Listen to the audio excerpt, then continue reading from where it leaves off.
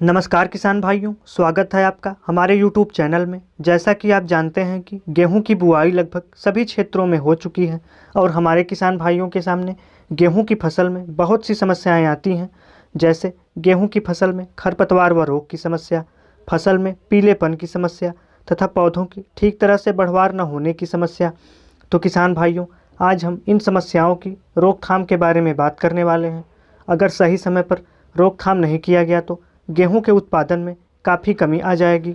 जैसा कि आप देख रहे हैं, दुनिया फूड क्राइसिस की दहलीज पर खड़ी है। गेहूं का अधिक उत्पादन करने वाला देश आज युद्ध की मार झेल रहा है और गेहूं का उत्पादन धीरे धीरे कम होता जा रहा है। इसलिए गेहूं की फसल पर ध्यान देने की अधिक से अधिक ज़रूरत है। किसान भाइयों, आज का यह वीडियो आपके लिए काफ़ी महत्वपूर्ण होने वाला है, तो वीडियो के अंत तक बने रहें। सबसे पहले बात करते हैं गेहूं की फसल में खरपतवार के नियंत्रण की। तो गेहूं की फसल में खरपतवार एक प्रमुख समस्या है जिसका रोकथाम करना बहुत ही आवश्यक है। किसान भाइयों, अगर आपके खेत में चौड़ी पत्ती वाले खरपतवार जैसे बथुआ, जंगली पालक आदि उग गए हों, तब आपको पहली सिंचाई के बाद, यानी कि जब आपकी फसल 30 से 35 दिनों की हो गई हो, तब आपको मेट सल्फ्यूरान मिथाइल 20% WP, जो बाज़ार में अलग अलग नामों से भी आती है, इसकी 8 ग्राम मात्रा को 200 लीटर पानी में घोल बनाकर प्रति एकड़ की दर से छिड़काव करना चाहिए। किसान भाइयों, अगर आपके गेहूं की फसल में सकरी पत्ती वाले खरपतवार उग गए हों, तब उनकी रोकथाम के लिए क्लोडिनोफाप 15% WP, यह भी बाज़ार में अलग अलग नामों से आती है, इसकी 8 ग्राम मात्रा को 200 लीटर पानी में घोल बनाकर प्रति एकड़ की दर से बुआई के 30 से 35 दिन बाद पहली सिंचाई के समय छिड़काव करना चाहिए।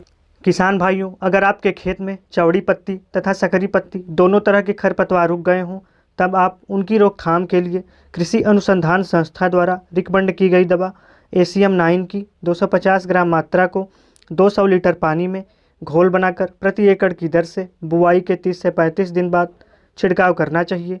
किसान भाइयों, खरपतवारनाशी का प्रयोग करते समय यह ध्यान रखना चाहिए कि खेत में पर्याप्त मात्रा में नमी रहनी चाहिए। अगर आप खेत में इन खरपतवारनाशी का प्रयोग कर देते हैं तो आपके खेत में एक भी खरपतवार नहीं रहेंगे और आपके उपज में भारी वृद्धि होगी। किसान भाइयों, अब सबसे महत्वपूर्ण बात आती है गेहूं की फसल में रोग की। तो गेहूं की फसल में काला रतुआ, भूरा रतुआ, पीला रतुआ, करनाल बंट, पाउडरी मिल्ड्यू, लीफ ब्लाइट आदि प्रमुख रोग लगते हैं तथा इसके साथ साथ गेहूं की फसल में कुछ रस चूसने वाले कीटों जैसे माहू, थ्रिप्स, दीमक का प्रकोप भी देखा जाता है तथा गेहूं की फसल में पिछले 1-2 सालों से सुंडी की समस्या भी काफ़ी ज़्यादा देखने को मिल रही है, जो गेहूं की बालियों से रस चूसती है। इसलिए किसान भाइयों, गेहूं की फसल में इस समय 2 स्प्रे लेने की ज़रूरत है। गेहूं की फसल में पहला स्प्रे करते समय हल्की दवा का प्रयोग करना चाहिए। गेहूं की फसल में रोगों तथा कीटों का प्रकोप ना हो, इसके लिए इमीडाक्लोप्रिड 17.8% SL 2 ml प्रति लीटर के हिसाब से बुआई के लगभग 40 दिन बाद घोल बनाकर खेत में पहला स्प्रे कर देना चाहिए।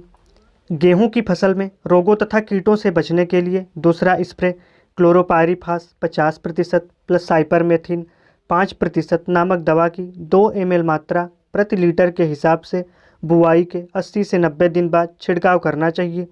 किसान भाइयों, दवा की मात्रा आप अपने खेत में रोग के अनुसार 50 से 100 ml तक प्रति एकड़ के हिसाब से छिड़काव कर सकते हैं।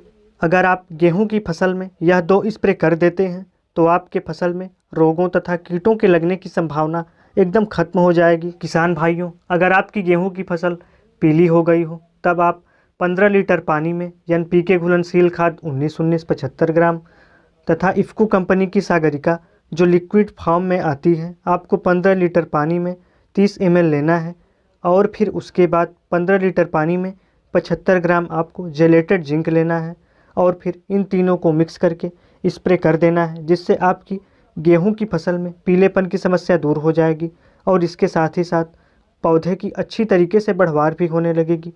किसान भाइयों, अगर आपको यह वीडियो अच्छा लगे तो वीडियो को लाइक और चैनल को सब्सक्राइब जरूर करें।